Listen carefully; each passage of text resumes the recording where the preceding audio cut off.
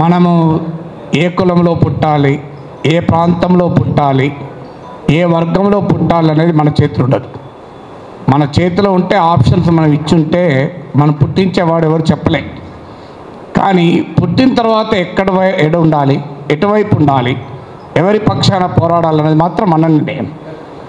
అందువల్ల ఇవాళ దక్షిణ భారతదేశ సమస్య అయినా, అది అణగారిన కులాల సమస్య అయినా, నీవు ఎక్కడ నుంచి వచ్చావన్న దానికన్నా నువ్వు ఎటువైపు ఉన్నావన్నదే ప్రాతిపదిక. న్యాయం ఎటువైపు ఉంటే అటువైపు ఉండాలి.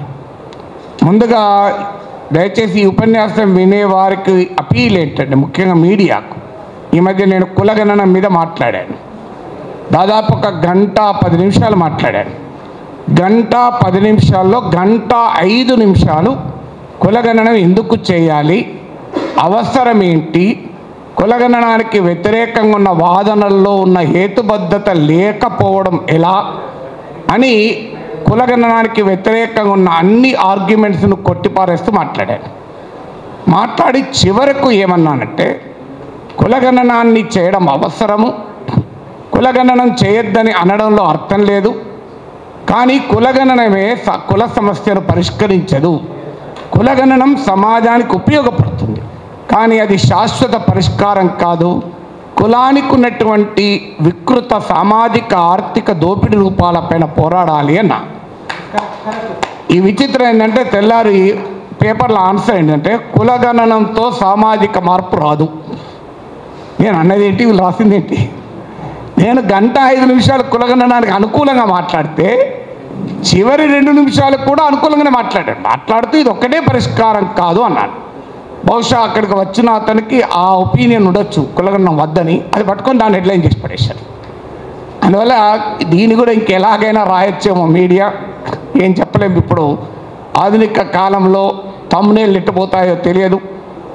భారతదేశం నుంచి సౌత్ ఇండియా విడిపోవాలి, ప్రొఫెసర్ నాగేశ్వర్ పిలుపు అని ఎవడనోడు పెట్టచ్చు. పెడితే వెంటనే అది రాజద్రోహం కేసే, లోపల హెచ్చు. అందువల్ల ఈ రకమైనవి చాలామంది చాలా ప్రయత్నాలు జరుగుతాయి. అందువల్లే పూర్తి మాట వినాలి. ఇక ఈ ఐడియా, సౌత్ ఇండియా అనే ఐడియా, భారతదేశం అనేది అమలేందు గుహ అనే యొక్క అర్థశాస్త్రవేత్త మాట్లాడాడు. India is a nation with multiple nationalities అని. భారతదేశంలో అనేక రకాల జాతీయ అస్తిత్వాలతో కూడుకున్న జాతీయత ఇది. ఏంటి, మన దేశంలో నేను తెలంగాణ బిడ్డను, నేను తెలుగు బిడ్డను, నేను దక్షిణ భారతీయుణ్ణి, నేను భారతీయుణ్ణి, వీటిలో ఏది పరస్పర ఘర్షణ లేదు. నేను తెలంగాణ బిడ్డనంటే తెలుగువానికి కాకుండా పోను, నేను తెలుగువాడిని అంటే సౌత్ ఇండియన్ కాకుండా పోను, నేను సౌత్ ఇండియన్ అంటే ఇండియన్ కాకుండా పోను.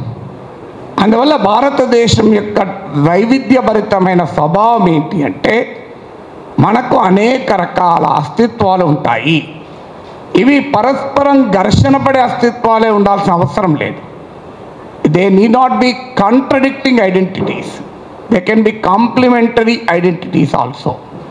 అందువల్ల భారతదేశానికి ఉన్న ఈ వైవిధ్యాన్ని అర్థం చేసుకొని, ఏ వర్గము ప్రజలు అన్యాయానికి గురైతే దానిపైన మనము గొంతెత్తాలి.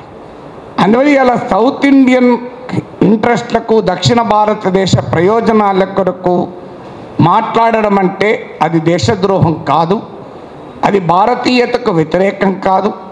ఎందుకంటే ఇమీడియట్గా మనం అనేది ఇది యాంటీ ఇండియన్, ఇది చైనా పాకిస్తాన్ భాష, యాంటీ హిందూ, ఇది అర్బన్ నక్సల్, ఇలా రకరకాల పేర్లతో పిలిచే ప్రమాదం ఉంటుంది.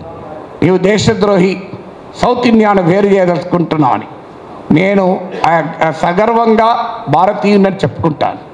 కానీ భారతీయత అనే నా భావన అందరూ భారతీయ బిడ్డలు కూడా సమానంగా ఉండాలనే భావనతో లింక్ అయింది.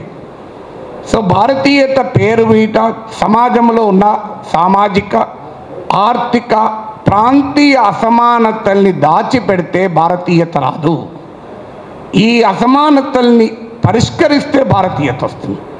అందువల్ల ఈ అసమానతల్ని అంతం చేయమనడం దేశభక్తి తప్ప, ఈ అసమానతల్ని దాచిపెట్టి దేశం ఐక్యతగా ఉండాలి అంటే అది అర్థం లేని పని.